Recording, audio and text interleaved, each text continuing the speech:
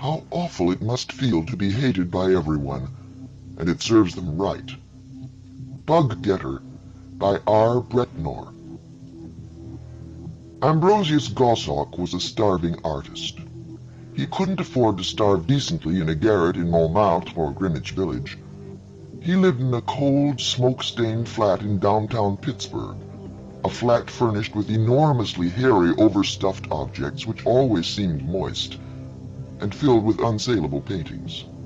The paintings were all in a style strongly reminiscent of Rembrandt, but with far more than his technical competence. They were absurdly representational. Goshawk's wife had abandoned him, moving in with a dealer who merchandised thousands of clay and Mondrian reproductions at $1.98 each. Her note had been scrawled on the back of a nasty demand from his dentist's collection agency. 2 shoddy subpoenas lay on the floor next to his landlord's eviction notice.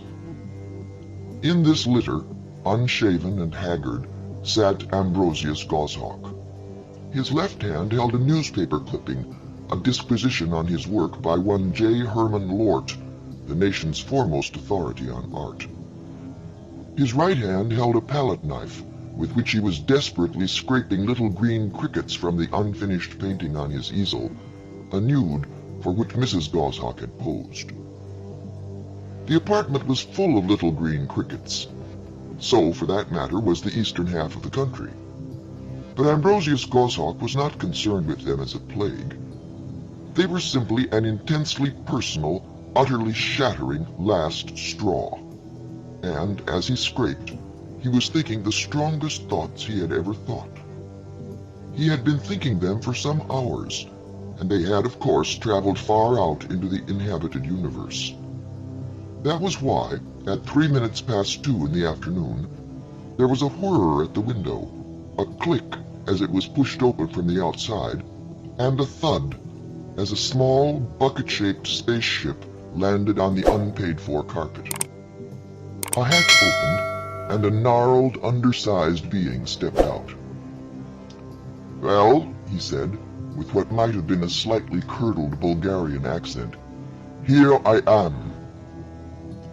Ambrosius Goshawk flipped the cricket over his shoulder, glared, and said decisively, "No, I will not take you to my leader." Then he started working on another cricket, who had his feet stuck on a particularly intimate part of Mrs. Goshawk's anatomy. "I am not interested with your leader," replied the being, unstrapping something that looked like a super-gadgety spray gun. "You have talked for me because you are wanting an extermination. I am the exterminator. Johnny with the spot, that is me. Pronounce me your troubles." Ambrosius Goshawk put down his palette knife. "What won't I think of next?" he exclaimed. "Little man, because of the manner of your arrival, your alleged business, and my state of mind, I will take you quite seriously. Seat yourself." Then, starting with his failure to get a scholarship back in art school, he worked down through his landlord, his dentist, his wife, to the clipping by J. Herman Lort, from which he read at some length, coming finally to the following passage.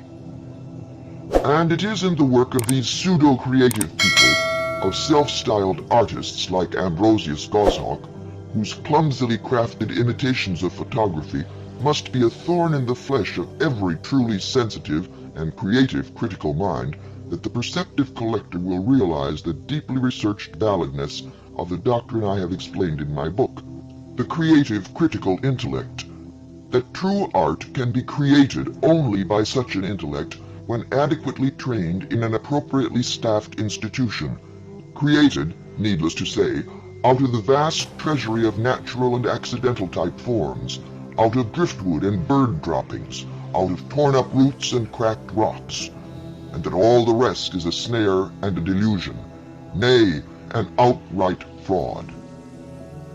Ambrosius Goshawk threw the clipping down.